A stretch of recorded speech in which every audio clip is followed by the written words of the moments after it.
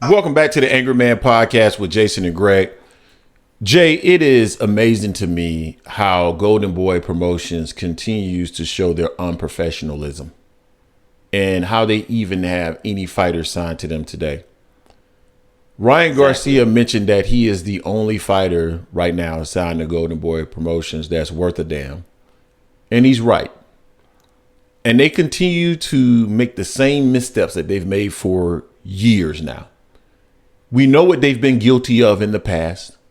We know what was uncovered in the emails that they had sent in regards to Al Heyman and some of the racial names that they called Al. We know how Oscar De La Hoya did not have his eye on the prize, how he was not at the head of his organization running it in a way that would have allowed him to keep all of his fighters. And now this. Mm-hmm. You have just a level, well, no, not even this. We saw what happened back in April, where it was clear that they had issues with Ryan Garcia. Not only that, they were not present after the fight. And Oscar De La Hoya then came up with a lame excuse for why he was not at the fight. And it was clear that it seemed like, in my estimation, that they left Ryan out there to hang and dry. So today we have not Oscar De La Hoya, but Bernard Hopkins. And I'm going to play this clip quickly, Jay, so the people can hear it. I'm just going to play maybe like the last 20 seconds or so of this. But I want people to hear what Bernard Hopkins had to say.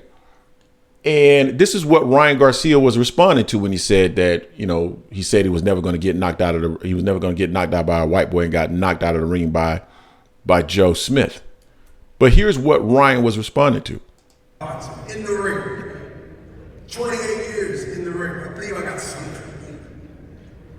One thing about boxing, I close with this, it will call your bluff. And that's fine. Boxing will call your bluff, just like life will call your bluff. Everything that you experience can call your bluff. And I understand that. He's basically saying that boxing can expose. And he looked directly at Ryan Garcia. But why not handle this stuff behind closed doors? Why not, as the promoter, handle it in a professional, responsible way? You have the president and the owner of the promotion on Twitter going back and forth with the fighter. Do you see Al Heyman going back and forth with fighters? Do you see Floyd Mayweather going back and forth with fighters? You may see Leonard exchange something very quickly, but you won't even see Leonard Ellerby going back and forth with fighters. But Oscar De La Hoya, you don't see Bob, but you see Oscar doing it.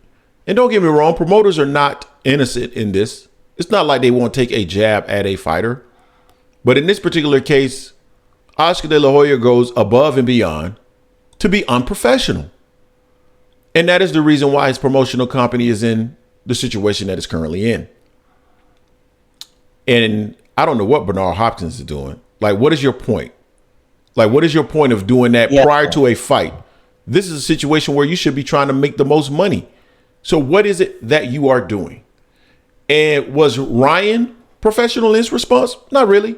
But it was an appropriate response for what he got from Bernard Hopkins, considering this guy's supposed to be his promoter. So, Jay, what's your thoughts on this, man? It's unbelievable to me. Yeah, it's just like they don't know when to just stop. B-Hop said that a week ago, and then he's like, this moment's gonna go viral. So he wanted to try to say it again. But the fact that he said it again, which is a true statement, a fair statement, but he said it and pointed it towards Ryan. Like Ryan has been bluffing or whatever, and I'm not the biggest Ryan Garcia fan. Don't get me wrong, but in this case here, his team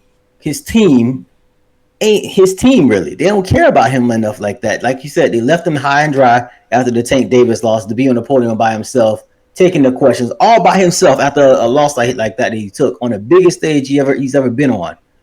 He's there by himself. Oscar won there, Bernard won there. They gave some lame excuse, and then they doubled down on that over and over again. But the way you have your star player and you're making your star player feel ostracized, feel like he's by himself and alone, that's not good.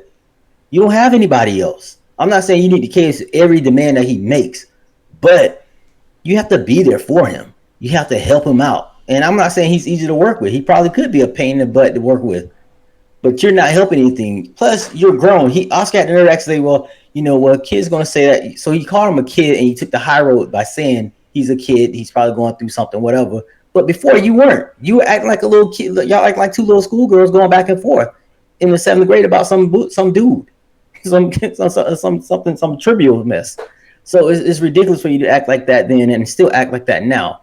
Even when Ryan went up there, Ryan was pretty much ethering B-Hop, and he even says some stuff about Oscar. Oscar sitting in the back, rolling his eyes, looking around, doing all that extra stuff. Like, dude, you're 50 years old. Act like it. You know who Ryan is. Y'all help make him even more like this right now because of the way y'all treated him. And again, I'm not a Ryan Garcia apologist. I'm not even on a Ryan Garcia fan train, hype train like that. I think he's an okay fighter. He has a huge following, but he's a high potential because of the following he has. Y'all need to utilize that. Y'all need to find a way to make this kid to be the star that y'all think he could be, but y'all don't even think he can be a star because he feels like y'all feel like Oscar Duarte is going to beat him. Y'all think he's going to beat him just like he felt like y'all thought the Filipino kid was going to beat him. So he feels like y'all haven't been on his corner. For him to feel like that, that's not good. Y'all filed a lawsuit against him because he wanted to get away from y'all. So what is that doing? What's that teaching other fighters that looking to sign? I'm not signing with you. Look how you treat your best star. This guy's by far heads and shoulders above any fighter that's on y'all roster, and y'all treat him like that. So y'all get me, who's nowhere near him. Y'all can treat me like crap, even worse than y'all treating him. I ain't signing with y'all. I'd be a fool to sign with y'all. Y'all have proven, especially someone that's brown. We see how they've been treating them before, how that stuff they said. That's why Floyd Schofield, I wish him nothing but the best. I don't trust it. I want him to get away from there so his career could actually prosper. Unless they've learn something and going to change their strategy, the way they do stuff and the way they treat people that like him. But I don't think they will. But Ryan, I'm not mad at him for going back off. He's 24 or 25 years old. He's going to do that. You're the adult in the room, the real adult in the room. Act like it. And B-Hop, stop, dude.